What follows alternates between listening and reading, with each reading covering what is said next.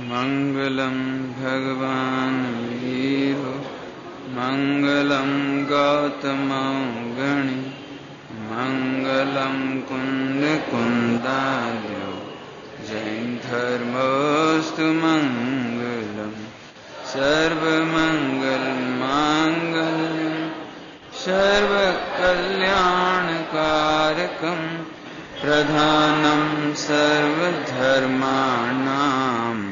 जैनम जयतु शासनम जैनम जयतु शासनम। बीतरागी देव शास्त्र पूज्य गुरुदेव श्री के जीवन वृत्तांत में आज एक महत्वपूर्ण पड़ाव आने वाला है और उस परिवर्तन के पहले की थोड़ी सी चर्चा है। इससे पहले कि आज हम विषय आगे बढ़ाएं, एक दो परिवर्तन या गलतियां जो कल हुई हैं उन्हें सुधारने के लिए बात करते हैं।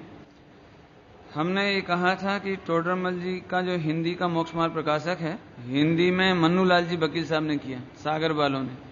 ऐसा नहीं है, देखने पर यह ज्ञात हुआ कि मगन लाल जी, पंडित मगन लाल जी ललितपुर, इन्होंने इसका हिंदी किया है। एक परिवर्तन तो यह था। दूसरा, थोड़े दिन पहले कहा था कि गुरुदेव को मडम कह करके कहते थे, चिढ़ाते थे। तो एक्चुअली ये अंग्रेजी भाषा का शब्द है मैडम। ये बाद में हमें जानकारी मिला है। मैडम को उर्दू बना, वो मैडम का गुजराती बना के मडम मडम बोलने लगे। तो ये आप चाहें तो एक जानकारी के लिए आपको है। एक जानकारी जो छूट गई है, गुरुदेव को 1978 में उमराड़ा में भी ओंकार का भणकार हुआ था। इसके पहले बीछिया में हुआ था, लेकिन 78 में उमराड़ा में भी ऐसा हुआ। एक चर्चा और कल आई थी, मूर्छा परिग्रह है, वस्त्र नहीं। तब गुरुदेव श्री ने कहा था वस्त्र ग्रहण करने का भाव भी मूर्छा है। तो कल हमने चर्चा में इसे दर्शन मोह के अर्थ में लिया, मैं पहनने का करता हूं आदि आदि इस तरह से बोला था। तो आप इसे दर्शन मोह अकेला मत समझना, साथ में चारित्र मोह में जो वस्त्र ग्रहण का विकल्प है वह भी मूर्छा है। दिगंबर जैन शासन में दिगंबर मुनिराज होवे, छठे गुणस्थान में वस्त्र ग्रहण का विकल्प करें तो वो मूर्छा है, वो साचा साधु नहीं है। मैंने वस्त्र ग्रहण करने का विकल्प भी मूर्छा है। एक चर्चा थोड़ा सा खुलासा आपको कर दी है, एक कुछ बातें रह गई थी। आज अपन आगे चलें उससे पहले कल की चर्चाओं में 1987 चल रहा था संवत, अर्थात सन 1931।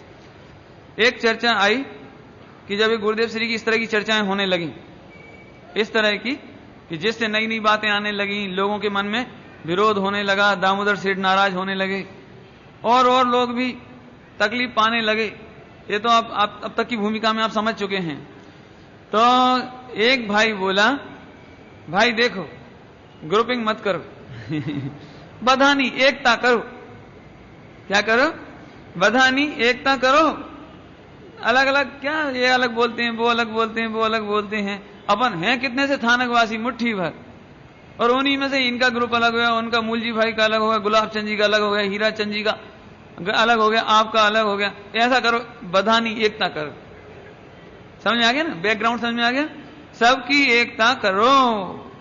तो गुरुदेव श्री बोले, भाई विचारनी एकता बिना, विचारनी ज्ञाननी एकता बिना बर्तननी एकता केवी रीते था। एकता करें तो सही, बात तो सही, लेकिन करें कैसे ये तो बताओ। हैं? हम सूरज को सूरज कहें, तुम चंद्रमा कहो, एकता होए कैसे? पुण्य भाव को तुम धर्म कहो, हम पुण्य भाव को पाप कहें। अब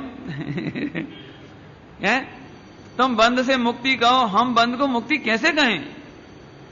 भाई ये तो सूरानो मार्ग है, एकाकी विचरतों को मार्ग है। हम कैसे एकता करें? हाँ, हम एक बात पे तैयार हैं कि सब वस्तु स्वरूप का अध्ययन करें, वस्तु स्वरूप का निर्णय करें, सब एक हो जाएं, हमें कोई दिक्कत नहीं है। हैं? बोलो, ऊंट और घोड़ा में एकता कैसे करें? समझ आ गया? ऊंट और घोड़ा में एकता कैसे करें बताओ? हैं? पुण्य पाप की चाल ऊंट जैसी है ऊंट जैसी है। और भगवान बनने का मार्ग तो एक शुद्ध शुद्ध शुद्ध शुद्ध शुद्ध सीधी सीधी चाल है उसकी। तो अब एकता कैसे करें बोलो? समझ आएगा? ऊंट की सवारी समझ आए? ऊंट की सवारी, ऊंट की सवारी का मतलब है कि एक आदमी ऊंट के ऊपर स्थिर नहीं बैठ सकता, और थोड़ी देर पहले तो आगे जाता है, थोड़ी देर बाद पीछे जाता है। समझ आएगा ना? ऊंट की सवारी देखिए, उस पर बैठने वाला आदमी ऐसे ऐसे होता रहेगा, ऐसे थोड़ी देर आगे जाएगा, थोड़ी देर पीछे जाएगा, थोड़ी देर आगे जाएगा, वो जाना ही पड़ेगा उसको, क्योंकि ऊंट की वो पीठ पे वो निकली रहती है ना, जो रीढ़ की हड्डी, उसके कारण से आगे पीछे होना ही पड़े। गुरुदेव श्री ये दाखला देते थे कि भाई जो जीव पुण्य में आया है वो पाप में जाता है, पाप वाला पुण्य में आता है, पुण्य वाला पाप में आता है। तो पाप पुण्य में आना ये तो ऊंट की सवारी है, और यहां तो शुद्धोपयोग है, उसका नाम धर्म है, उसका नाम वस्तु स्वभाव है, वो मुक्ति का मार्ग है। अब एकता कैसे करें बताओ, है ना? इस तरह से 1987 का वर्ष पूरा हुआ, अभी 1988 संवत 1988 सन के हिसाब से देखें तो 1932 चातुर्मास हुआ जामनगर में। जामनगर के चातुर्मास में एक चर्चा खास आई। हिम्मत भाई जो चंपा बहन के भाई हैं, हिम्मत भाई, उन्होंने एक बहुत बढ़िया प्रश्न किया। एक मार्मिक चर्चा इसमें है कि साहेब दो जीव हैं और दोनों जीवों की 148 कर्म की प्रकृति, 8 कर्म 148 कर्म की प्रकृति, दो जीव, समझ में आया? दो जीव, और दोनों जीवों की 148 प्रकृतियों की स्थिति, उदय, उपशम, क्षय, क्षोभशम, जो कुछ हो सकता है। क्षय नहीं लेना, क्षय भी ले, कुछ भी ले लो, कोई दिक्कत नहीं है। माने दोनों की एक्यूरेट, बिल्कुल एक जैसी हो, एक सरखी। समझ में आया प्रश्न? दो जीवों की एक जैसी कर्मों की स्थिति हो। तो जीव तो दोनों ही त्रिकाली शुद्ध हैं, जीव तो असंख्यात प्रदेशी हैं दोनों, जीव के अनंत गुण भी एक बराबर हैं, अशुद्धता भी पर्याय में एक सी है, जितने गुणों की पर्याय में अशुद्धता वो भी है, और कर्मों की निमित्त, कर्मों का निमित्त में उदय, उपशम, क्षय, क्षोभशम, अपकर्षण, उदीर्णा, अबाधा, जो कुछ है वो एक सी है। तो साहेब अगले समय में दोनों का एक सरीखा परिणाम होगा कि नहीं होगा?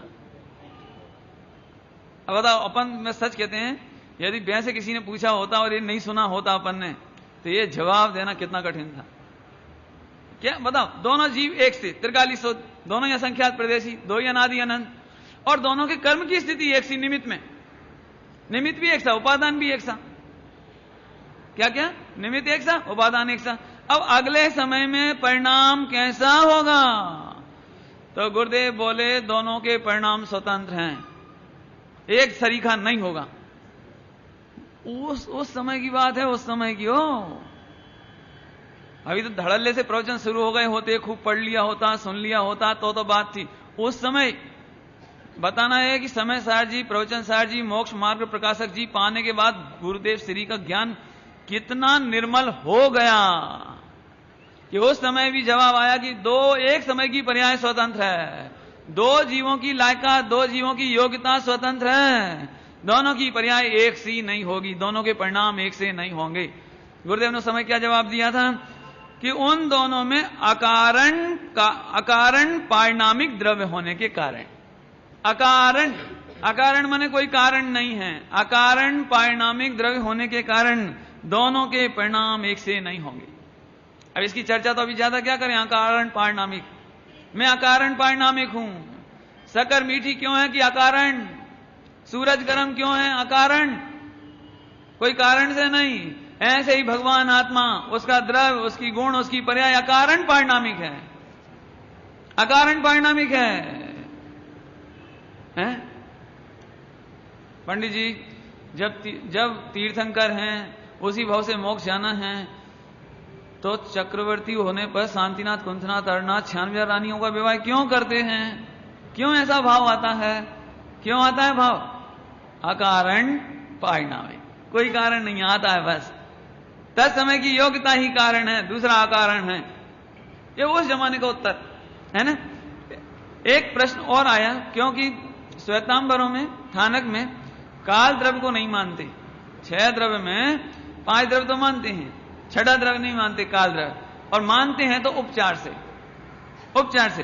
तो वो एक चर्चा सामने आई, तो गुरुदेव श्री ने भरे प्रवचन में कहा कि जो जो काल द्रव्य को उपचार मानते हैं उस देखो उधर, इधर नहीं, माने थानक में काल द्रव्य को उपचार मानते हैं और थानक में ही बैठकर ये कह रहे हैं कि जो भी काल द्रव्य को उपचार मानते हैं उनको सम्यक दर्शन नहीं होगा, उनको निर्मल पर्याय नहीं होगी।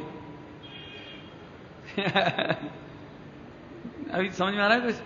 समझ लो कि मैं गुरुदेव श्री की गादी पर बैठा हूं, यहां पर उनके मंदिर में, उनकी समय सार जी को लेकर उनकी सब बातें कर रहा हूं और गुरुदेव के खिलाफ बोलूं, क्या करोगे भैया महेंद्र भाई, क्या करोगे? है ना, है ना, कितना कठिन काम है।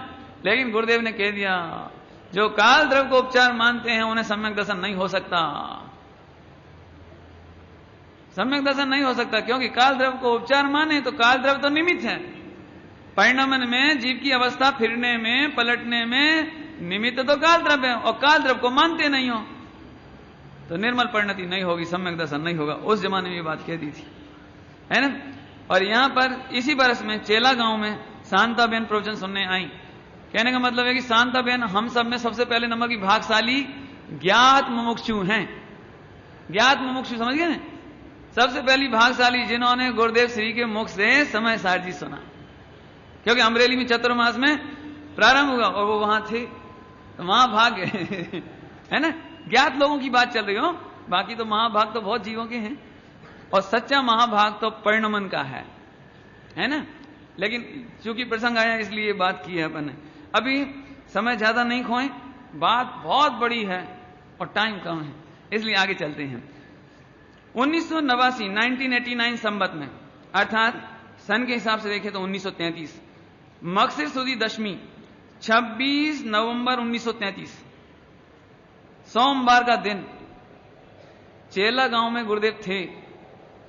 यहीं पर गुरुदेव श्री को एक सुंदर सपना आया। उस स्वप्न का वर्णन सुनने जैसा है, बहुत सुंदर है। सुंदर सपना क्या आया कि गुरुदेव सोए हुए थे और स्वप्न में ये आया कि एक बड़ी रकम की हुंडी आकाश से गुरुदेव की गोद में गिरी। आकाश से एक हुंडी, बहुत बड़ी रकम की, वो मोटी रकम, वो गुरुदेव की गोद में एक हुंडी गिरी। गुरुदेव ने खोल कर देखी, बहुत मोटी रकम। फिर दुकान पर गए, दुकान पर सेठ की दुकान पर गए, पेड़ी पर, कि भाई इस हुंडी का पैसा दे दो। तो सेठ बोला कि भैया इतना पैसा तो हमारे पास नहीं है। गुरुदेव दूसरी दुकान पर गए, लेकिन पैसा तो मिला ही नहीं। अब पैसा नहीं मिला तो गुरुदेव मुरझा करके बैठ गए। क्या करें, क्या बैठ गए। अब मोटी हुंडी मिली लेकिन भुने ही नहीं। गुरुदेव श्री जब बाद में प्रवचन करते थे तो उस स्वप्न का अर्थ करते थे, वो मैं सुनाता हूं, सुनो। गुरुदेव कहते थे, अरे इस दुकान पर कैसे भंजेगी, स्थानक की दुकान पर जो समय सार की हुंडी आकाश से मिली है, निमित्त आकाश से निमित्त उतरा है। हमें तो मांगा नहीं था ना, समय सार जी मांगा तो नहीं था ना, डिमांड तो नहीं की थी ना, हम ढूंढने तो नहीं गए थे ना। लेकिन आकाश से हमारे भवि भागन, आकाश से भवि भागन, आकाश माने हमारे भवि भागन से जो समय सार जी की हुंडी मिली, इसका अर्थ, इसका भावार्थ, इसकी समझ थानक में नहीं मिलेगी। और आखिरकार हमारा परिवर्तन हो करके ए हुंडी दिगंबर पेड़ी पर भुनी, इसकी इतनी कीमत मिली इसकी इतनी कीमत मिली कि गुरुदेव ने स्वयं ने खाया और सारे जगत को खिलाया। फिर भी खुटा नहीं, फिर भी कम नहीं हुआ। एक गुरुदेव श्री अर्थ करते थे इसका, है ना। हाँ, मूल रकम प्राप्त हुआ कि स्वयं भी तृप्त हुए और जगत के लाखों लोगों को भी तत्व ज्ञान का अमृत पान करा करके निहाल किया। इस साल चातुर्मास फिर से जामनगर में हुआ, है ना। और यहीं पर गुरुदेव ने खुद जिस 6 सुदी 13 को परिवर्तन किया, उन्होंने खुद लिखा है, उसी दिन लिखा है, वो बताऊंगा अभी आपको, कि यहां जामनगर में मेरे को अत्यंत वेदना हुई। वेदना माने तड़फ, कि मैं कब परिवर्तन करूं। यहां से तीव्र धड़क यहां से प्रारंभ हुई, जिसकी चर्चा अपन बाद में करेंगे। फागुन बदी दशमी चंपा बहन श्री को बांकानेर में संकित की प्राप्ति हुई 19 वर्ष की उम्र में। चंपा बहन 19 वर्ष की उम्र और बांकानेर में सम्यक दर्शन की प्राप्ति हुई। सम्यक दर्शन हो गया तो इतना उत्साह कि गुरुदेव को बताने भी आए राजकोट में, लेकिन गुरुदेव श्री तो बात करते नहीं थे ना, बहनों से बात करते नहीं थे, तो बताने का अवसर नहीं मिल पाया, तो वापस चले गए। बाद में फिर पुरुषोत्तम कामदार, श्रीमान पुरुषोत्तम कामदार जी के साथ फिर आए और फिर गुरुदेव को बताया। अब बताया क्या, वो भी सुनने जैसा है। इतना उल्लास था कि गुरुदेव श्री को बोले, गुरुदेव साहेब મને છાયક સંકેતની પ્રાપ્તિ થઈ ગઈ। क्या बोला? छायक सम्यक्त हुआ है मुझे, इतना प्रचुर वेदन से मेरे को छायक सम्यक्त हुआ है। तो गुरुदेव नीचे मुंह करके हंसे। बोले कुछ नहीं, क्यों अभी उत्साह बहुत था ना, बोला कुछ नहीं, एक दो बार बोल दिया कुछ नहीं। फिर हिम्मत भाई को बुलाया, भाई पंचम काल में छायक सम्यक्त नहीं होता।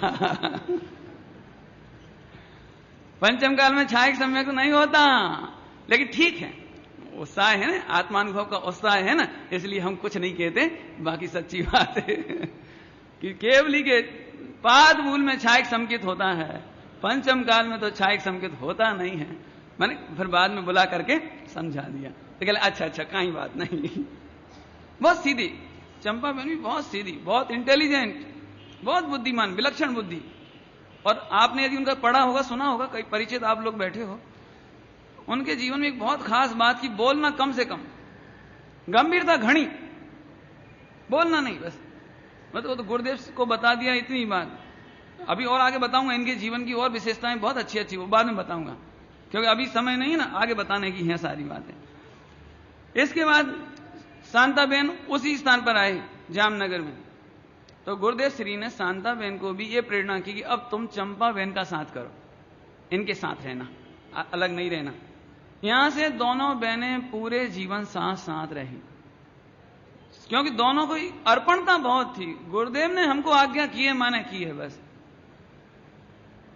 यहां एक बहुत महत्वपूर्ण बात, आपको ये बात मालूम है कि शांताबेन 4 वर्ष बड़ी उम्र में, चंपा बहन 4 वर्ष छोटी। ऐसा होने पर भी सम्यक दर्शन की प्राप्ति पहले चंपा बहन को हुई, तो शांता बहन ने पूरे जीवन उन्हें गुरु तरीके देखा। पूरे जीवन आश्रम में व्यवस्था तो वे संभालती थी शांता बहन, अंदर की बाहर की, ब्रह्मचारिणी बहनों की, इसकी उसकी, लेकिन एक भी भलामण, एक भी सिखामण आपने से पहले वो चंपा बहन के पास जाकर के पूछती थी, ये बहन का ऐसा ऐसा हो गया है, आप बोलो मैं क्या करूं, आप बोलो तो आपके पास बुलाऊं। तो बोले मेरे तुम्हारे ऊपर विश्वास है, तुम बोल दो। यानी पहले अनुमति ले, अनुमति। मैं ये बात क्यों बताना चाह रहा हूं कि ऐसे व्यवहार तो मात्र आर्यिकाओं के बीच में होता है, आर्यिकाओं के बीच में गुरु शिष्य जैसे संबंध, ये दोनों तो बहन बहन जैसे होना चाहिए थी ना, लेकिन हर छोटी बड़ी सलाह है दोनों बहनें मिल करके करें। जो ब्रह्मचारिणी बहनें होंगी उन्हें अच्छी तरह से याद है कि चंपा बहन तो शांत बैठी रहे, लेकिन शांता बहन पहले आकर उनसे चर्चा कर ले, क्या कहना है इनको।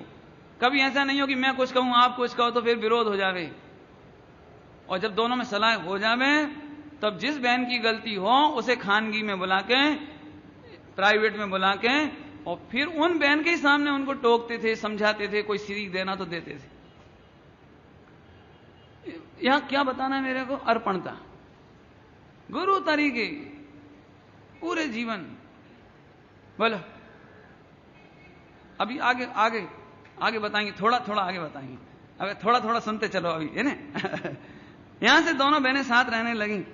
इसके बाद जून के महीने में जेठ माह में चोटीला में गुरुदेव का उतारा हुआ। वहां पर गुलाब चंद जी साधु जो दीक्षा से पूर्व में मिले थे, दीक्षा से पूर्व में जिन्होंने अनुद्दिष्ट स्थानक की चर्चा की थी, गुलाब चंद जी साधु, वो यहां पर मिले चोटीला में, और इनका उतारा एक साथ होना चाहिए था, लेकिन गुरुदेव का और इनका विचार मिलता नहीं था, तात्विक चर्चा मिलती ही नहीं थी। गुरुदेव कहे मैं तो इनको साधु मानता ही नहीं, इतना तक। तो दोनों का उतारा अलग अलग हुआ, लेकिन गुलाब चंद जी को प्रेम आया कि भाई अलग अलग उतरना अच्छी बात नहीं है। तो स्पेशल संदेशा पहुंचा करके उनको अपने स्थानक में बुलवाया, और गुरुदेव सरलता से आ भी गए, साथ ठहर भी गए। हुआ क्या, तो इस तरह से दोनों आनंद से वहां पर रहे। ये सरलता दिखानी इसमें। यहां पर एक बहुत बढ़िया चर्चा हुई, जो समझ लो आज के प्रसंग में ये आखिरी है, उस समय की चर्चा होगी। कि वहां एक प्रश्न आया कि जीव रागी है, अभी तो राग है, राग मिटाएं तो बीतरागी हो, राग दूर करें तो राग दूर हो। तो गुरुदेव श्री ने एक बहुत जोरदार जवाब दिया, जीव को राग वाला अल्पज्ञ मानता है जो, वह स्वयं के जीव को आड़ मारता है।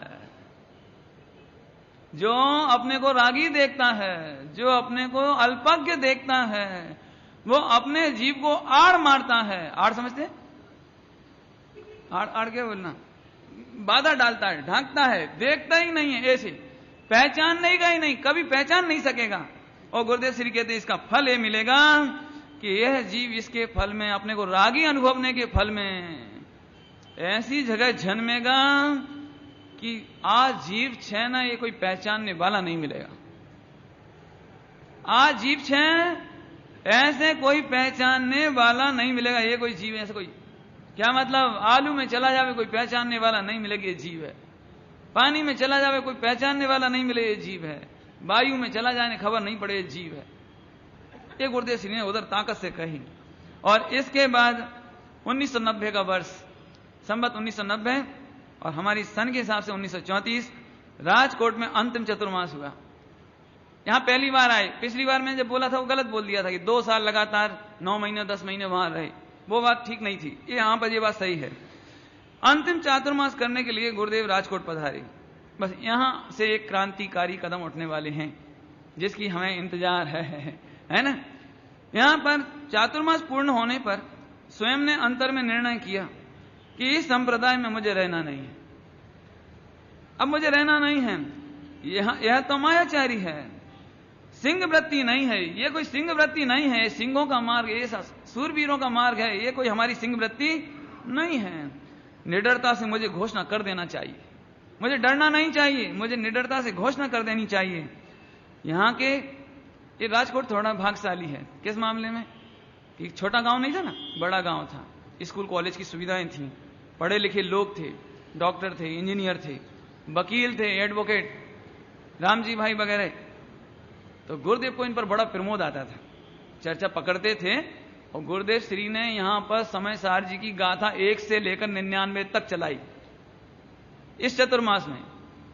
तो जीप पकड़ रहे थे, रामजी भाई वगैरह सब पकड़ रहे थे, मजा। तो गुरुदेव को लगा कि हो ना हो यहां अपना काम हो सकता है।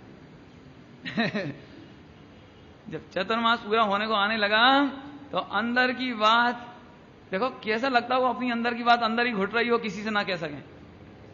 और यहां पर चातुर्मास में पहली बार कहने की हिम्मत, अभी तक कही नहीं। 78 से 90 कितने बरस हो गए?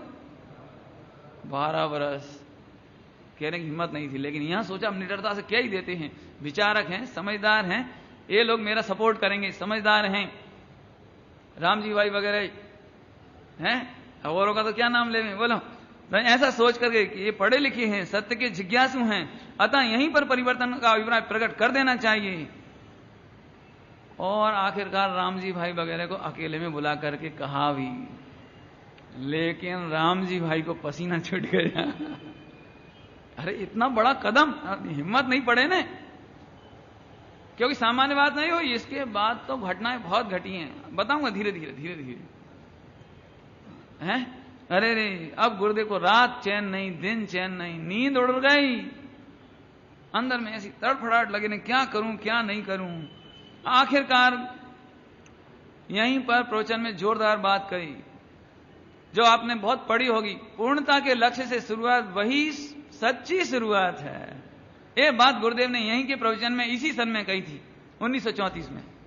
पूर्णता के लक्ष्य से, अर्थात मोक्ष के लक्ष्य से जो शुरुआत है वही सच्ची शुरुआत है, दूसरी कोई शुरुआत नहीं है। आखिरकार यहां का चतुर्मास पूरा हो गया, लेकिन मन की भावना पूरी नहीं हुई। यहां से गुरुदेव अब कहां जाएं, देखो कहां जाएं। चलते चलते बिहार करते करते जामनगर पहुंचे। जामनगर में 100 नंबर की गाथा ली। 100 नंबर की गाथा जिन्होंने पढ़ी होगी उन्हें मालूम है, अद्भुत 100 नंबर की गाथा यहां पर ली। प्रवचन हो गया, लेकिन अभी अंदर में तो दिमाग कहीं और चल रहा है, कहां जाऊं कहां जाऊं, कहीं सहारा नहीं दिखाई दे रहा। यहां से चलते चलते ध्रुवाण आए, ध्रुवाण गढ़ड़ा आए। ध्रुवाण में भी कुछ नहीं हुआ, छोटे छोटे गांव। अंदर में ये बात थी कि ठीक है, परिवर्तन तो मुझे करना ही है, करना ही है, वो तो अब बात ही नहीं है। कोई भी नहीं था अभी वो। ध्रुवाण आए, ध्रुवाण से गढ़ड़ा आए। यहां पर हरि भाई भायाणी मिले, हरि भाई भायाणी है ना। यहां से उनका बिहार में साथ साथ चलना हुआ। गढ़ड़ा से उमराड़ा आए। उमराड़ा में और गढ़ड़ा में दोनों जगह उन्होंने अपने, क्योंकि घर था ना, गांव, पैतृक गांव था गढ़ड़ा, और उमराड़ा में भी घर था, तो उन्हें पूरा विश्वास था कि मेरा इतना प्रभाव है, लोग मेरे ऊपर इतने फिदा हैं, तो ये लोग मुझे सहयोग करेंगे। और दोनों जगह जायरात की, लेकिन सफलता नहीं मिली। लेकिन अब बात फैल चुकी थी, अब कानों कान आग की तरह बात फैल चुकी। राजकोट से फैलना शुरू हुई तो ध्रुवाण, गढ़ड़ा और उमराड़ा से साधु संघों में खलबली मच गई। जगह जगह मीटिंगें होने लगी थानकों में, किसी तरह भी रोको, परिवर्तन नहीं होना चाहिए, गमे जो करो, पट्टी में प्रवचन करो, समय सार बाँचो, जहां रहना है वहां रहो, किसी भी कीमत पर, क्या कह रहे, किसी भी कीमत पर। जगह जगह कितना कोलाहल हुआ होगा, कल्पना कर सकते हो। गांव गांव मीटिंग, प्रस्ताव, ये वो। एक तरफ गुरुदेव अकेले, हरिभाई भायाणी साथ में, दूसरी तरफ पूरा दिगंबर तो अभी कोई है ही नहीं। ये गुरुदेव की विल पावर समझ सकते हो, विल पावर। सत्य के खातिर प्राण दिए जा सकते हैं, लेकिन अपना अभिप्राय नहीं मोड़ा जा सकता। और देखो, यहां से चलते चलते बात फैल गई। तो यहां पर एक बहुत सुंदर चर्चा हुई है, जिसकी हम चर्चा उठा रहे हैं थोड़ी सी। खास तौर से सबसे पहले बड़े बड़े सेठों में, जिनकी 10 लाख रुपए साल की पैदाश गुरुदेव बताते थे, ऐसे दामोदर सेठ और एक छबील दास बापू, ये 2 व्यक्तियों का, और ऐसे और भी समय समय पर, एक दिन की बात थोड़ी है, रोज रोज संघ आने लगे, रोज रोज प्रस्ताव आने लगे, रोज रोज कोई ना कोई आकर के समझाने लगा कि साहब आपको जो करना है करो, लेकिन कम से कम परिवर्तन मत करो। समझ लो, अब हालात तो समझ रहे हैं ना। अभी देखो तो क्या हुआ। तो सबसे पहले मैं कुछ मेरे को मिले हैं नोट्स, मैं पढ़ के सुनाता हूं आपको। गुरुदेव ने छबील दास बापू, अभी चर्चा तो लंबी है ना, बहुत लंबी मैं नहीं सुना रहा हूं, थोड़ी थोड़े में सुनाना है मेरे को। दामोदर सेठ ने कहा, साहेब आप गमे ते बाँचो, तेनो संग ने कोई बांधो नहीं, पण आप आ बेस आ संप्रदाय ना छोड़ो, है ना। गुरुदेव बोले, भाई अंतरमा कांईक बीजू राखवो ने बाहेमा कांईक बीजू कहवू, ये हमारो स्वभाव नहीं। ये हमारा स्वभाव नहीं है कि हम अंदर में कुछ दूसरा सोचें और बाहर में दूसरा कुछ कहें, ये हमारा स्वभाव नहीं है। सेठ दामोदर बोले, भाई अरे तो कितनी वार्ता हुई होगी, आप कल्पना कर सकते हो, कितनी चर्चा हुई होगी, सेठ ने कितना कहा होगा, है ना। गुरुदेव बोले, सेठ दामोदर बोले, भाई, है ना, समझाने लगे। उसी समय खुशहाल भाई भी था वहां, खुशहाल भाई भी आ गए थे, क्यों परिवर्तन की खबर मालूम पड़ी ना, तो खुशहाल भाई वगैरह सभी इकट्ठे हो गए थे। गुरुदेव मुस्कुराकर बोले, भाई आ मुख पट्टी नानी होवा छता पण ग्रहित मिथ्यात्व जेवा घोर पापनी घोषणा करे छे। बात ये नहीं कि मैं मुख पट्टी छोड़ू कि रखूं, आ छोड़ भी के रख भी आ कहीं बात नहीं, पर એ ગ્રહિત મિથ્યાત્વ જેવો મોટા પાપ મિથ્યાત્વની ઘોષણા કરે છે। ભાઈ વાત આ પટ્ટીની નથી, પણ તેની પાછળ છુપાયેલ ખોટી માન્યતાની છે। આ સામાન્ય લાગતી પટ્ટી રાખવા કે છોડવી એમાં તમને કોઈ મોટી વાત લાગતી નથી, પણ ભાઈ એમાં તો ઉગમનો આથમનો ફેર છે। इसमें तो आकाश पाताल का अंतर है, हम क्या कहे तुमको, हैं। ऐसी આવી દ્રઢતા જોઈ એટલે લોકોએ ભય પણ બતાવ્યો, ભય भी बताया है। दामोदर सेठ आखिरकार गुस्सा में बोले, कानजी स्वामी તમે ધ્યાન રાખજો કે જો પરિવર્તન કરશો તો પછી કોઈ તમારી પાસે આવશે પણ નહીં। अब थानकवासी का कोई नहीं आएगा, दिगंबर है नहीं, दिगंबर कोई है नहीं, थानकवासी कोई आवશે नहीं है। ध्यान રાખજો તથા તમે જ્યાં જશો ત્યાં પણ લોકો નહીં આવે, લોકો તમારી વાત સાંભળશે નહીં, અરે લોકો આહાર પાણી પણ આપશે નહીં, પરિણામ વિચારી લ્યો। तो चढ़ गए ना गुस्सा में, तो परिणाम ही विचार लो। गुरुदेव बोले, भाई दामोदर सेठ साचू शू छे अने शू नथी ए अमे जाणीए छीए, ए अमे जाणीए छीए। रही बात परिणामनी, तो जे परिणामनी तमो बात करी रह्या छो तेनी तो अमे करी ज नथी। तुम जिस परिणाम की बात कर रहे हो उसकी तो हमने आज तक चिंता करी नहीं है, पण अमे जे करी रह्या छीए तेना फलमां तो अनंत संसारना अभाव थवानो छे। हम जो कर रहे हैं उसका परिणाम, तुम कह रहे हैं परिणाम विचार लो, हमने परिणाम विचार लिया। क्या विचार लिया? कि जो परिणाम हम कर रहे हैं उस परिणाम का फल तो अनंत संसार का अभाव होना है, और जिसकी तुम चिंता की बात करते हो उसकी तो हमें चिंता कभी की नहीं है।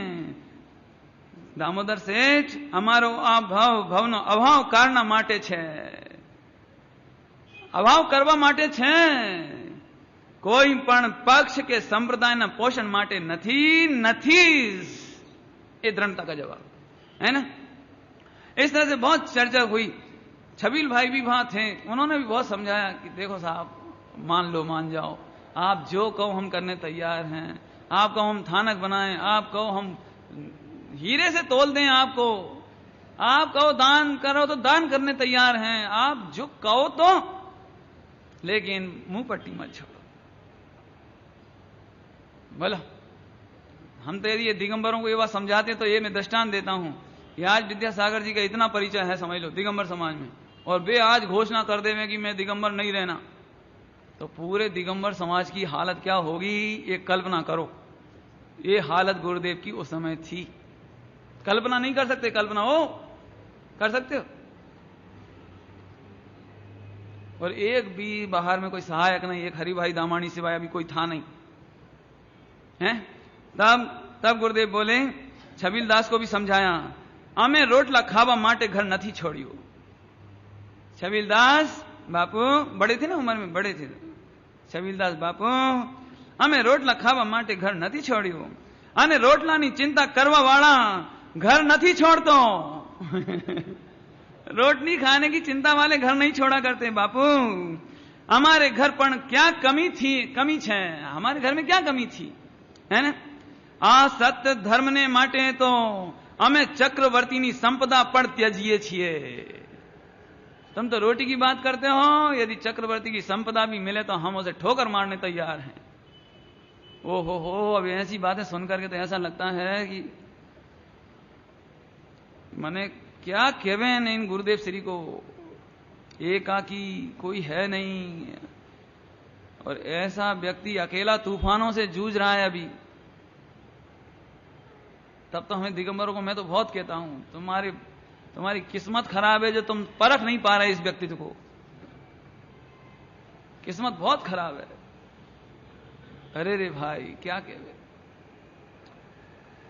अरे प्रभु, कारण के हवे अमने अशरीरी थवानो रस्तो मળી ગયો છે, મોક્ષનો માર્ગ મળી ગયો છે। મને કુંદ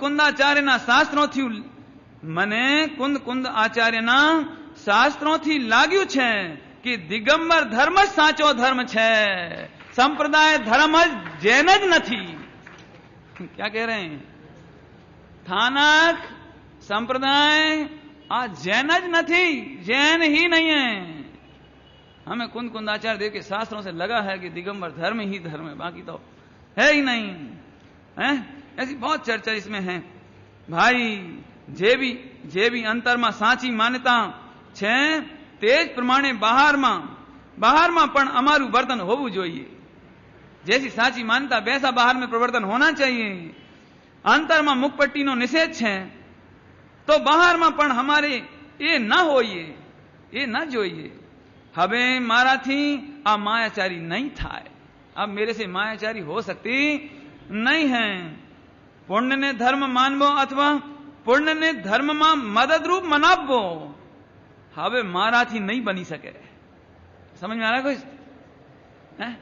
गुजराती लोगों को तो जरा अच्छी से समझ में आ रहा होगा, यदि कोई हिंदी वाले होंगे तो नहीं समझ में आवे। है कि पुण्य को धर्म कहना या पुण्य को धर्म में मददगार कहना। शुभ भाव करते करते करते कुछ तो शुद्ध भाव होगा, मदद मिलेगी, ये कहने की शक्ति हम में नहीं है।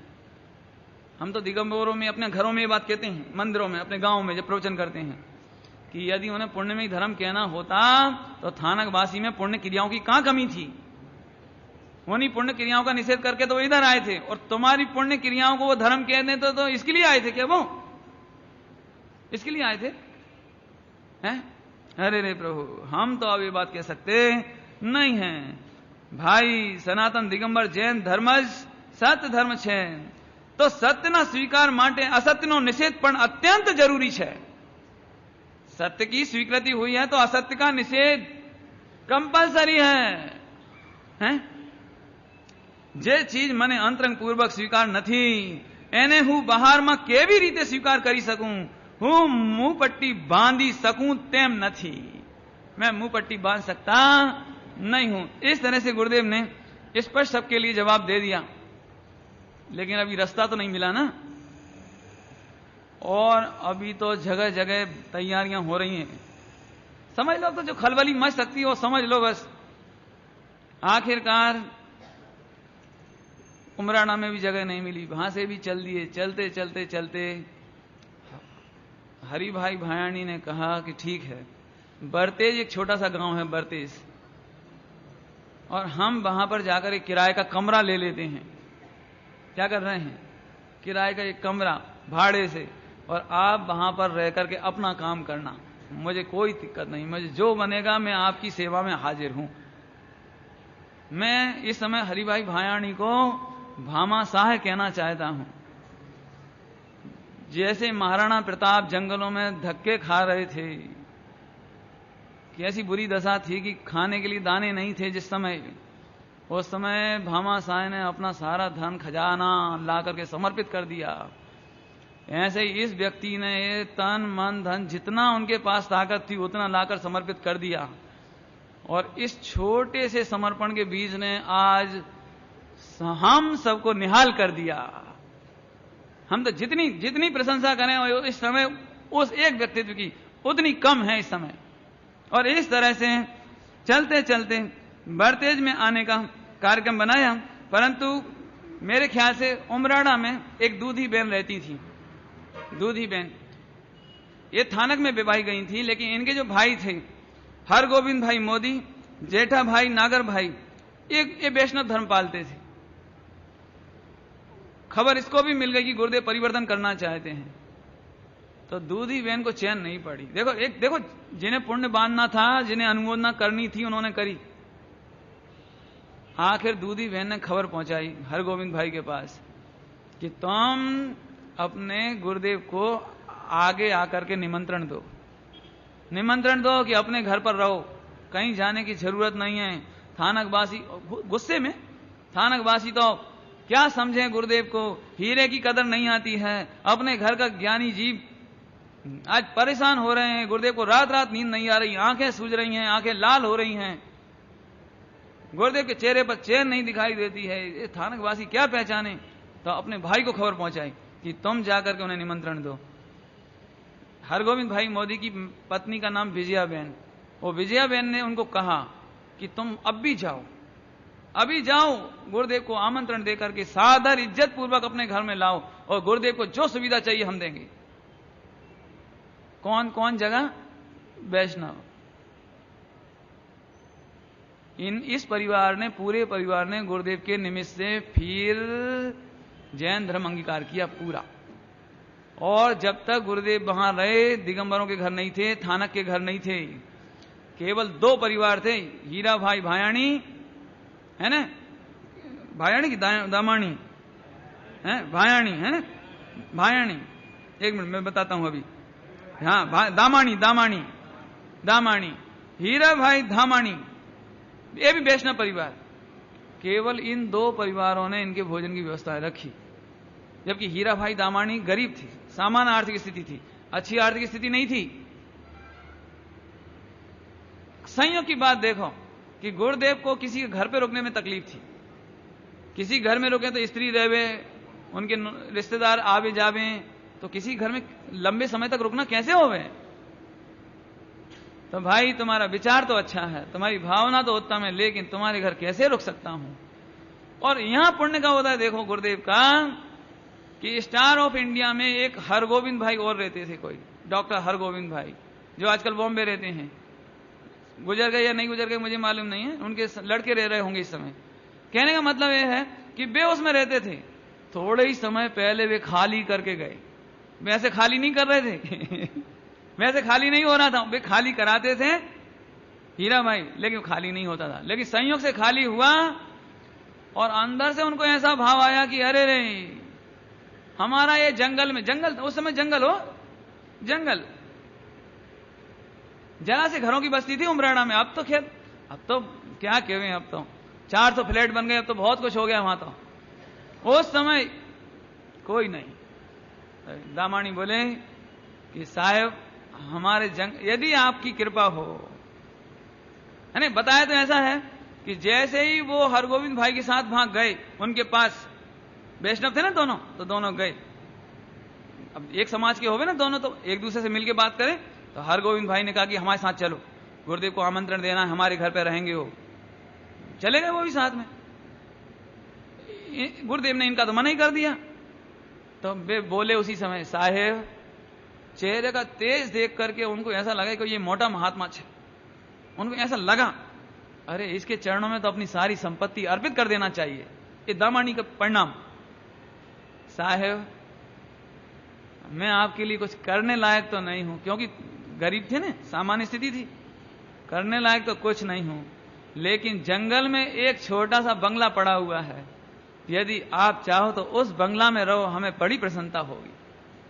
ऐसा निवेदन करके, पधारो पधारो महात्मा, हमारा मकान में बिराजो, पधारो। और गुरुदेव श्री ने आखिरकार बढ़ते जाते जाते पहले ही रुक गए, और रुक करके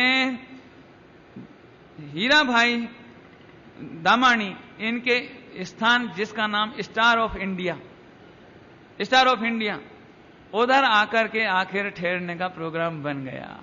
और जगह देखते से ही गुरुदेव को तो ऐसा लगा मानो मुक्ति मिल गई, मानो मैं कोई आज तमाम बंधनों से छूट गया, आज मुझे आजादी की सांस मिल रही है, मानो मैं अनादिकाल से अपने घर को खोए हुए युगों से ढूंढ रहा था, जो घर वो मुझे मिल गया। जैसे कोई बालक भटकते भटकते भटकते भटकते अपने घर आ जाए तो कैसा लगे, गुरुदेव को ऐसा लगा। और आखिरकार वो वहां पर आकर के ठहर गई, है ना। बड़तेज का भी परिचय लिखा है इसमें। बड़तेज भावनगर से 10 किलोमीटर पहले पड़ता है ना। वहां विचार था परिवर्तन का, परंतु हीरा भाई दामाणी ने पहले ही निमंत्रण देकर स्टार ऑफ इंडिया पर बुला लिया। ए हीरा भाई दामाणी अपने हाथों से फिर गुरुदेव को दूध निकाल करके लावे, दूध, ऐसे हर काम अपने हाथों से करें, झाड़ू पोंछा करें, गुरुदेव की हर प्रकार से सेवा करने लगे। फिर वो हीरा भाई दामाणी का भी ऐसा पुण्य फला कि आज मेरे ख्याल से तो करोड़पति हैं। सही बात है, जैन शासन के रक्षक का पुण्य खुटता नहीं है, छिपता नहीं है पुण्य, और आज भी बहुत अच्छे संपन्न है। उनके लड़के यहां पर रहते हैं अभी, है ना। कहने का मतलब इस तरह से वो दिन कौन सा था जब स्टार ऑफ इंडिया पर आए, 23 मार्च 1935 शनिवार का दिन, अर्थात फागुन बदी 30 1991। 1991 के समय यहां पर आ गए, उनके निवास पर यहां पर रहने लगे। और यहां पर रहने का समय हालांकि बाद में बता सकते हैं, लेकिन अभी बता देता हूं। 22 मार्च 1938 तक गुरुदेव यहां पर रहे, लगभग 3 वर्ष और 2 माह, करेक्ट 2 माह, 3 वर्ष और 2 महीने तक यहीं पर रहे। इनके साथ 2 साधु भी थे, जीवन महाराज और राजपाल महाराज, ये 2 महाराज इनके संग थे। अभी कितने लोग हो गए? 3, है ना, 3 हो गए ना। अभी इन 3 लोगों के भोजन की व्यवस्था मात्र 2 वैष्णव परिवार से। गुरुदेव ने दोनों को बोल दिया, सुनने जैसी बात है कि दोनों को बोल दिया, भाई यदि हमें आत्म साधना करनी है, ये 2 परिवार हैं, इनके भी परिवार है, इनका भी कुटुंब है, इनके भी रिश्तेदार आते जाते हैं। एक काम करो, एक दिन उपवास करें अपन लोग, एक दिन भोजन करें, एक एक दिन करके तीनों जने उपवास करें। जबकि राजपाल महाराज की उम्र बहुत थी, बहुत उम्र थी। स्टार ऑफ इंडिया पर ही इनका देहावसान भी हो गया थोड़े ही समय बाद। गुरुदेव श्री को एक डेथ ये भी देखने को मिली थोड़े समय बाद। थोड़ा भोजन मिल सके उतने में ही आपस में गुजारा करें, पेट खाली रहे तो रह जावे। एक दिन का उपवास, एक दिन ऊनोदर माने पेट से भी कम। चारों ओर भोजन की सुविधा नहीं थी। 3 बरस 2 महीने भोजन की सुविधा नहीं, अन्य प्रकार की कोई सुविधा नहीं। इसके बावजूद इस साहसी व्यक्ति ने, इसे व्यक्ति क्या कहें, इस साहसी व्यक्तित्व ने, इस आत्मा ने, इस पवित्र आत्मा ने क्या साहस किया होगा, जो मैं बाद में पढ़ के सुनाऊंगा भी आपको। अभी तो पढ़ के इसमें से सुना रहा हूं। इस तरह से एक घटना होते होते अब नक्की करना है। अभी पट्टी नहीं छोड़ी, अभी नक्की करना। तो हरि भाई भायाणी को बुलाया कि भाई एक बात मैं बताना भूल गया ने। एक खुशहाल भाई ने भी फिर आखिरकार उस समय ये कह दिया दामोदर सेठ को कि आप लोग रोटी की चिंता छोड़ दो। सेठ जी, दामोदर सेठ, आप मेरे भाई की रोटी की चिंता छोड़ दो, मैं अपने भाई के सारे जीवन की व्यवस्था कर दूंगा।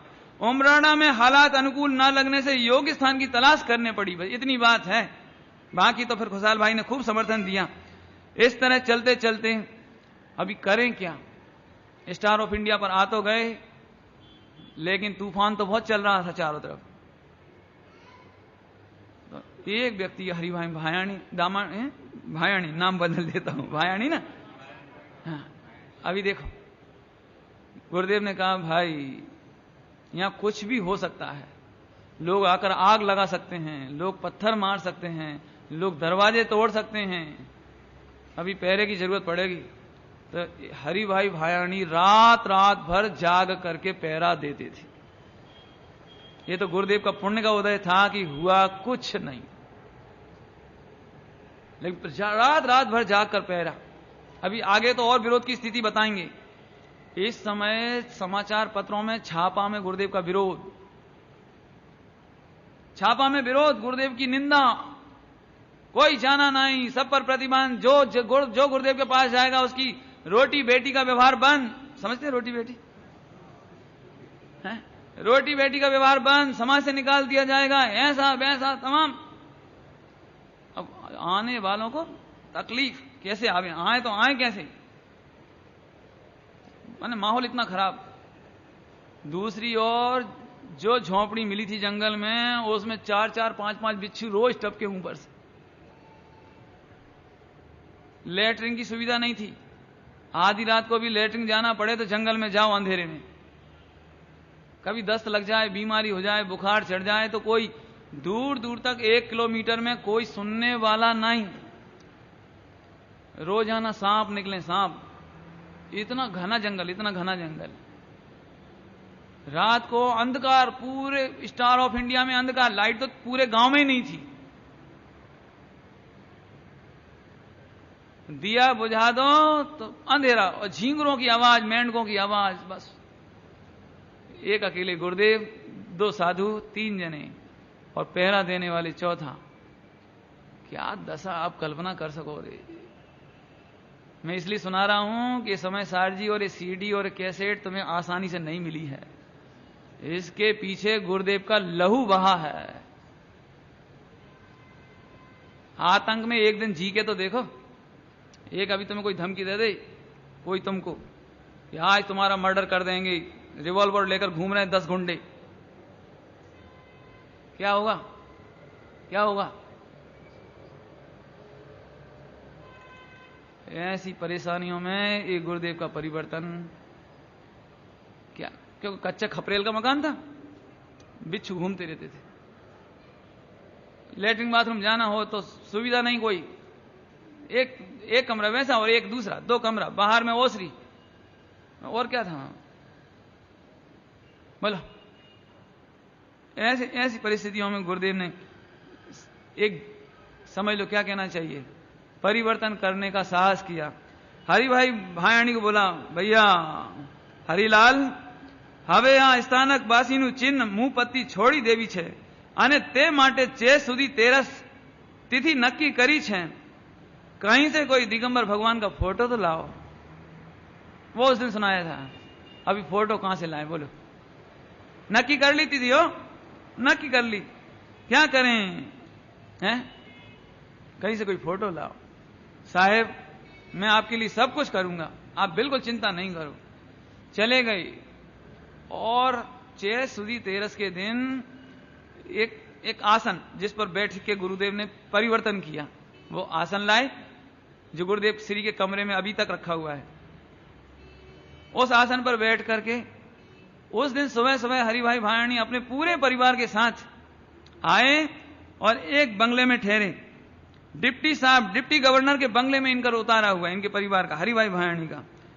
और जो फोटो लेकर आए पारसनाथ भगवान का फोटो, वो फोटो श्रवण बेल गोला के पास जिननाथपुरा स्थित, देखो कहां का फोटो निमित्त बना, श्रवण बेल गोला के पास एक जिननाथपुरा है, वहां पारसनाथ भगवान की 5 फुट की प्रतिमा।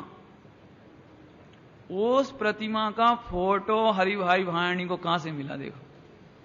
और वो फोटो लेकर आए, सामने विराजमान किया, सारा परिवार बैठ गया हाथ जोड़कर। हरिभाई भायाणी ने चैत्य वंदना का पाठ किया 1 बजे और गुरुदेव श्री ने नौकार मंत्र पढ़कर मुख पट्टी हमेशा हमेशा के लिए छोड़ दी।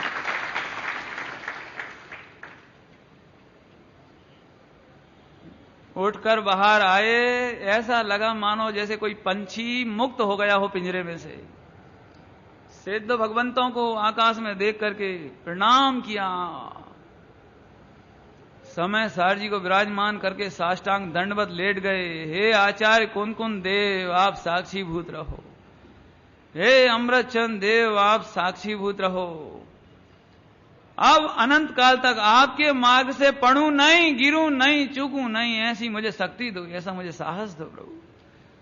हे सिद्ध भगवान इस समय मेरे पास कोई नहीं, मैं किसकी शरण में जाऊं, किसको आदर्श बनाऊं, किससे प्रेरणा लूं, किससे मार्गदर्शन लूं। हे अनंतानंद सिद्ध परमेष्टि भगवंतो, हे नेमिनाथ बाल ब्रह्मचारी नेमिनाथ भगवंतो, हे पंच बाल यति तीर्थंकर भगवंतो, आप सिवाय मेरा कोई भी नहीं है।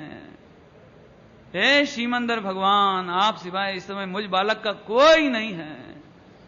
मैंने आत्मबल से और आपकी साक्षी से ये परिवर्तन किया है। अब यदि जिन शासन का प्रभाव मलिन नहीं होना होगा तो मेरे इस देह का कुछ नहीं बिगड़ेगा, और कितनी प्रतिकूलताएं मेरा कुछ नहीं बिगड़ेगा, मुझे कोई चिंता नहीं। ऐसी खूब भावनाएं भाते भाते भाते आखिरकार लगभग 45 मिनट का समय इसमें निकल गया और 1:45 के लगभग गुरुदेव ने अपने परिवर्तन का एक निवेदन लिखा। निवेदन उन्हीं के अपने हस्ताक्षरों से, ओम शांति निवेदन, जो उनके अक्षर वही पढ़ रहा हूं पूरे। निवेदन ओम शांति, श्री परम सहज स्वरूप जिनेन्द्र वीतरागाय नमः। ओम परम सहज स्वरूप जिनेन्द्र वीतरागाय नमः। वर्तमान स्थितिનું પરિવર્તન આમાં મારા આત્મહિતની વિશેષ વૃદ્ધિના કારણો, इसमें परिवर्तन, इसमें मेरे आत्महित की विशेष वृद्धि के कारण से, समझ में आए, मन न लगता, मेरा मन नहीं लगता है। संवत 1989 ना पर्यूषण में थी, 89 बताया था ना अभी, 89 पर्यूषण में फेरफार करवानी विशेष वृत्ति जणाई, जो कि 87 थी ते सामान्यपणे विचारो आवता हता। तेना कारणों धर्मनी विशालताનું स्वरूप बहार मूकता अचकावू पड़तू ते चित्त में आघात रूप लागवू। मेरे को अड़चन होती, क्या कहना, हिचकिचाहट होती है। जो सत्य मार्ग है उसे कहने में मेरे को हिचकिचाहट होती है। इसलिए मूकता अचकाऊ पड़तू ते चित्त में आघात रूप लागतू। अर्थ समझ सकते हो? मेरे चित्त में आघात लगता है कि मैं सत्य मार्ग को कहते हुए क्यों हिचकिचा रहा हूं, इससे मेरे पीड़ा होती है। क्या हुआ? तेमज बहारनी केटलीक मतनी संकुचितानी लीधे जे स्थिति में छऊं तेमा विरुद्धता ना थाय तो ठीक तेम थई के केटलाक बखत बीत्यो 87 साल थी निवृत्ति लेवी प्रतिबंध ओछा करवा तेम बारंबार विचारो आव्या करता हता तेमा 89 पछी तुरत निवृत्ति लई कयांक विशेष रोकाबू कहीं विशेष रुकूं तेवा घना ज विचारो आवता पण क्या रहेवू। 89 से ये विचार तो आता था कहीं बस एक रुकने का अवसर तो मिल जाए, कहीं एक थोड़ा रुकने का अवसर तो मिल जाए, लेकिन मिलता नहीं था। नक्की थतु नथी पण क्या रहेवू ते नक्की थतु नहीं। पछी तेम विचारो थया कि 90 साल राजकोट रहेवू।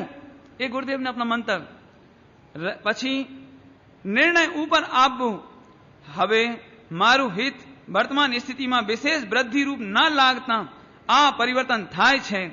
मने आ संप्रदाय में दीक्षित थया 21 वर्ष थया तेमा मारी यथाशक्ति सूत्रों ग्रंथों बाँची विचारी जाणीने मने आ रीते हवे अनुकूलता जणाई ते माटे आ परिवर्तन छे। ये गुरुदेव ने निवेदन लिखा। इस तरह से परिवर्तन होने के बाद गुरुदेव ने हरिलाल भाई को बुलाकर भायाणी को बुलाकर हरि भाई हरिलाल हवे थी हूं स्थानकवासी साधु नहीं।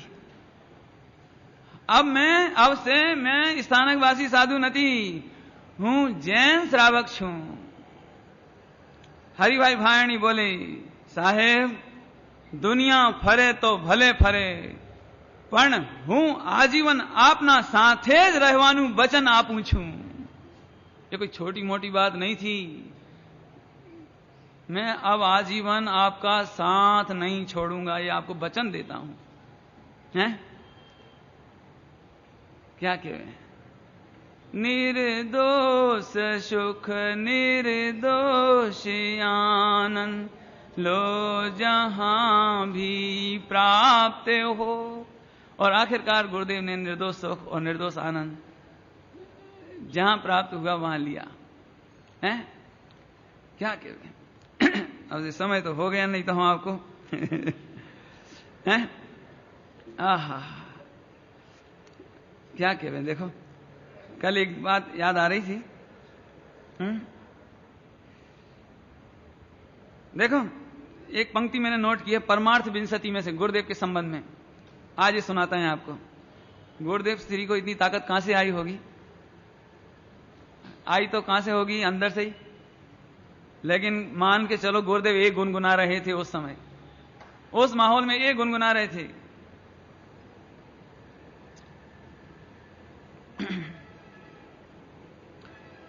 सुखदायक गुरुदेव बचन जो सुखदायक गुरुदेव बचन जो मेरे मन में करें प्रकाश। फिर मुझको यह विश्व जग शत्रु बन फिर मुझको यह विश्व शत्रु बन भले सतत देना ना त्रास। जब आचार्य कुन के वचन मेरे हृदय में प्रकाश कर रहे हों, फिर चाहे सारा जगत शत्रु बनकर मुझे दुख भी देता हो, देना जगत भोजन तक मुझको हो न पास में मेरे वित्त और मेरे पास पैसा भी ना हो। देख नग्न उपहास करें जन। गुरुदेव कहते हैं यदि कपड़ा फट जाए और शरीर पर कपड़ा नहीं रहे तो भी मुझे तो परिवर्तन करना है। यदि कोई मेरे नग्न को देखकर, शरीर को देखकर यदि जगत उपहास भी करे, देख नग्न उपहास करें जन, तो भी दुखित नहीं हो चित्त। तो भी मेरा चित्त तो दुखी होने वाला नहीं है। इस तरह से परिवर्तन की घटना हमने सुनी और सुनाई है। अभी इसकी चर्चा बाद में हम और करेंगे। या ले लें अभी 15 मिनट, बोलो हैं? कल ले लेंगे नहीं तो।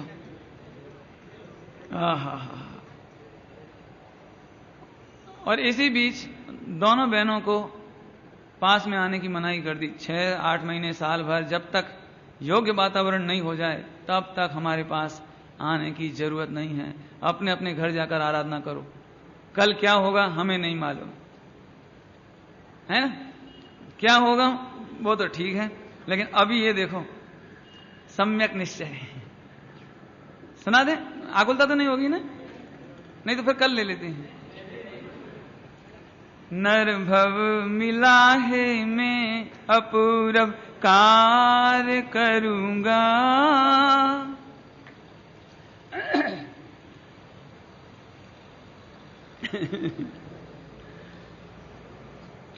जिन शासन पाया अभव का अभाव करूंगा।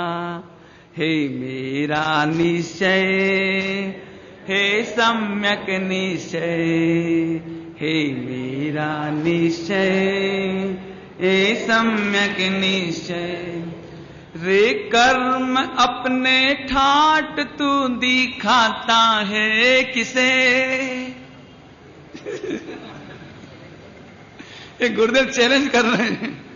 रे कर्म अपने ठाट तू दिखाता है किसे, प्रतिकूलताओं का भी भय बतलाता है किसे।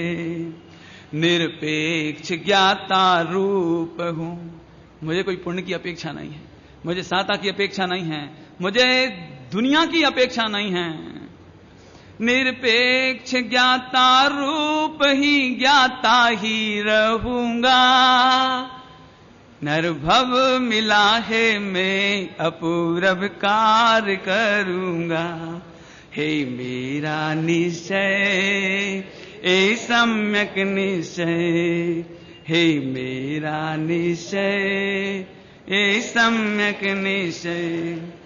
दुख के पहाड़ बाह्य की प्रवृत्ति मार्ग में। दुख के पहाड़ कहां आते हैं? बाहर की प्रवृत्ति के मार्ग में। अंतरात्मा में तो दुख आते ही कहां हैं? आनंद की ही लोरें हैं निवृत्ति मार्ग में। उल्लास से निवृत्ति के, कितनी प्रतिकूलता और गुरुदेव की ताकत देखो।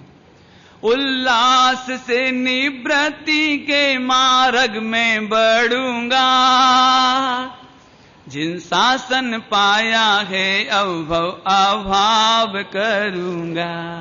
हे मेरा निश्चय, ए सम्यक निश्चय। इस मार्ग में तो कुछ, इस मार्ग में कुछ पाप तो होते ही नहीं हैं। रे पूर्व बंध भी सहज खिरते ही सही हैं। अर्थ नहीं कर रहा हूं, पढ़ रहे हैं केवल। घर जाके शांति से विचारना, गुरुदेव को सामने रख के हैं। कैसे कहो फिर दुख की, कैसे कहो फिर दुख की कल्पना करूंगा। जिन शासन पाया है भव का अभाव करूंगा। हे मेरा निश्चय, ए सम्यक निश्चय। निंदा करें बेही जिन्हें कुछ ज्ञान नहीं है। निंदा कौन करेंगे? निंदा करें बेही जिन्हें कुछ ज्ञान नहीं है। अनुमोदना करते जिन्हें कुछ ज्ञान सही है। कुछ हर्ष या विषाद में कुछ हर्ष या विषाद में मन में ना रखूंगा। समझ में आया कुछ? राजकोट वालों ने साथ क्यों नहीं दिया? विषाद नहीं। और इन्होंने इतना विरोध क्यों किया? विषाद नहीं। और हरि भाई भायाणी ने साथ दिया तो कुछ हर्ष बा विषाद में ना मन में धरूंगा। पाया है मुक्ति मार्ग अब इसमें ही चलूंगा। नरभव मिला है मैं अपूर्व कार्य करूंगा। हे मेरा निश्चय ए सम्यक निश्चय। हे मेरा निश्चय ए सम्यक निश्चय। असहाय परिणमन है सब द्रव्यों का सदा। सभी द्रव्यों का असहाय परिणमन है। कौन किसकी सहायता करे और कौन किसकी सहायता मांगे। वांछा सहाय की नहीं। देखो, कोई सहयोग नहीं करे इसमें तो कोई आश्चर्य नहीं है, लेकिन सहयोग की वांछा नहीं है ना, ये पुरुषार्थ। वांछा सहाय की नहीं मन में हो कदा। विश्वास, किसका विश्वास? विश्वास निजाश्रय से ही शिव पद में लगूंगा। नरभव मिला है मैं अपूर्व कार्य करूंगा। हे मेरा निश्चय ए सम्यक निश्चय।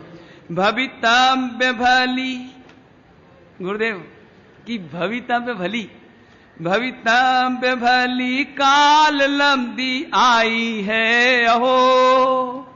अरे 78 से लेकर 91 तक कितने वर्ष हो गए? 13 वर्ष। 13 वर्ष की घुटन आज निकली होए तो भवितव्य भली काल लब्धि आई है अहो। निमित्त भी मिले मिलेंगे योग ही अहो। मिल गए हरिभाई, मिल गए समय सार जी, मिल गया, मिल गया एक बंगला मिल गया, स्टार ऑफ इंडिया मिल गया है। निमित्त भी मिले मिलेंगे योग ही अहो। हर हालत में, हर हालत में आराधना में थिर ही रहूंगा। बाप रे, अपने तो रोम रोम कांप जावे। सही में, अरे क्या कह सके।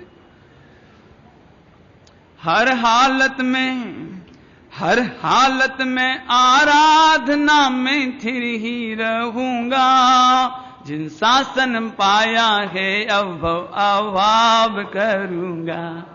हे मेरा निश्चय ये सम्यक निश्चय। सुनो, विघ्नों के भय से, विघ्नों के भय से मूढ़ ही, मूर्ख ही, गुरुदेव मूर्ख थोड़ी थे। विघ्नों के भय से मूढ़ ही निज लक्ष्य नहीं भजते। अपना काम नहीं करते मूर्ख लोग। कौन को कह रहे हैं? कौन को कह रहे हैं? समझ लेना। विघ्नों के भय से मूढ़ ही निज लक्ष्य नहीं भजते। विघ्नों के आने पर भी धीर, धीर ज्ञानी पुरुष मार्ग नहीं तजते। विघ्नों के आने पर भी धीर मार्ग नहीं तजते। निश्चिंत, गुरुदेव श्री कहते हम तो निश्चिंत निराकुल। अरे अब हमें काहे की आकुलता, दे जाए तो चली जाए, हमारा काम तो हो गया। निश्चिंत निराकुल हुआ निज साहस लहूंगा। जिन शासन पाया अभव का अभाव करूंगा। हे मेरा निश्चय हे सम्यक निश्चय। हे मेरा निश्चय ये सम्यक निश्चय। अभी देखो गुरुदेव की भावना। सबके प्रति मेरे सहज क्षमा भाव है। हे जगत के जीवों, तुमने विरोध किया तो कोई बात नहीं, कोई ने सहयोग नहीं किया तो कोई बात नहीं। सब जीवों के सबके प्रति मेरे सहज क्षमा भाव है, और करना क्षमा मुझको, करना क्षमा मुझको, क्षमा आत्म स्वभाव है। त्यागा है मोह राग, त्यागा है मोह, त्यागा है मोह राग, आग में अब मैं ना जलूंगा। अब मैं राग की आग में जलने वाला नहीं हूं। निर्भव मिला है मैं अपूर्व कार्य करूंगा। हे मेरा निश्चय ये सम्यक निश्चय, पाया है ऐसा मार्ग जिसके बाद मार्ग ना। समझ गए? पाया है ऐसा मार्ग जिसके बाद मार्ग ना, पाऊंगा ऐसा सुख जिसके बाद दुख ना। है? समझ गए? अब तो बहुत सरल है। पाया है ऐसा मार्ग जिसके बाद मार्ग ना, पाऊंगा ऐसा सुख जिसके बाद दुख ना। जिसका ना हो अभाव, जिसका ना हो अभाव, वह प्रभुता ही लहूंगा। नरभव मिला है मैं अपूर्व कार्य करूंगा। हे मेरा निश्चय ए सम्यक निश्चय, पाया स्वरूप, पाया स्वरूप झूठे स्वांग अब मैं ना धरूं। अब मैं झूठे स्वांग धरने वाला नहीं हूं। चेतन महल मिला अब भव भव में ना भ्रमूं। पाया स्वरूप झूठे स्वांग अब मैं ना धरूं। चेतन महल मिला अब भव में ना भ्रमूं। ध्यान से सुनना, चाहो तो जन्म तक के बैकग्राउंड में चले जाना, इस लाइन में चले जाना, बता तो चुके हैं। दारिद्र फिर जिसमें नहीं, दारिद्र फिर जिसमें नहीं, वैभव लहूंगा। अनंत चतुष्ट है, अपने आत्मा के अनंत गुणों का ऐसा वैभव लहूंगा जिसमें कभी गरीबी आने वाली है। दारिद्र फिर जिसमें नहीं, वैभव लहूंगा। निर्भव मिला है मैं अपूर्व कार्य करूंगा। हे मेरा निश्चय ये सम्यक निश्चय। अब गुरुदेव श्री आप लोगों को भी कह रहे हैं, तज करके मोह देख लो आनंदमय मार्ग। तज करके तज करके मोह देख लो आनंदमय मार्ग। निस्संक हो जाओ सभी, निस्संक हो जाओ सभी, आनंदमय मार्ग। आनंदमय जिन मार्ग का, आनंदमय जिन मार्ग का प्रभाव करूंगा। नरभव मिला है मैं अपूर्व कार्य करूंगा। अब तो जैन शासन की प्रभाव ना करूंगा। हैं? ए मेरा निश्चय ए सम्यक निश्चय। इस मार्ग से ही पाया है भगवंत ने भव अंत। इस मार्ग से ही पाया है भगवंत ने भव अंत। इस मार्ग में ही विचरे अभी भी ज्ञानी साधु संत, उनका ही अनुसरण। आचार्य कौन कौन का अनुसरण? आचार्य अमृतचंद देव का अनुसरण, समस्त दिगंबर जिन मुनिराजों का अनुसरण है, उनका ही अनुसरण निजानुभवन करूंगा। जिन शासन पाया अनुभव का अभाव करूंगा। नरभव मिला है मैं अपूर्व कार्य करूंगा। ए मेरा निश्चय हे सम्यक निश्चय। हे मेरा निश्चय ए सम्यक निश्चय। ओम नमः शिवाय। जिनवाणे के ज्ञान से सूझे लोकालो, सोवाणे मस्तक न हो सदा देत हो।